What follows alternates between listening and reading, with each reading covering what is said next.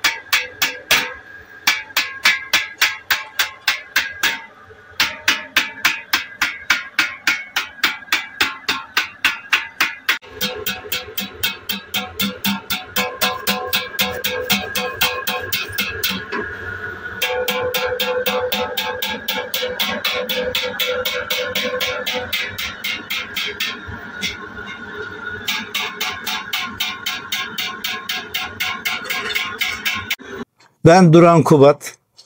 Darende doğumluyum. Dede mesleğini, baba mesleğini devam ettiriyorum. Darende'de. Dededen babaya geçti, oğlana geçti, oğuldan da bize geçti, babadan bize geçti. Ben de çocuklara bırakmaya çalışıyorum. Bu mesleği öğretmeye çalışıyoruz. İnşallah onlar da devam ettirir. Memleket kalaycısız kalmasın diye uğraşıyoruz. İşimiz de verdiğine şükür oluyor patçat. Dükkanımız rezerv alanında olduğu için yıkıldı. Konteyner verdiler. Konteynerde de kalaycılık olmayacağına göre biz de evimizin önüne kalayhanemizi taşıdık. Burada devam ettiriyoruz. Memlekete hizmet olarak burada aynen devam ettiriyoruz. Bize Malatya'da kalay geliyor.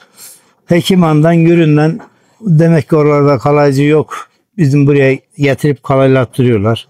Dedelerimiz affedersiniz her şeyi bakırdı. Ibrıktan tut elleğanisine, tenceresinden tut tavasına, her şeyiyle banyo kazanı bilene bakırdı. Bakır bitti, alüminyona geçtiler. O zaman alüminyona geçildi. Şu anda alüminyon da pek sıhhatli bir şey değil.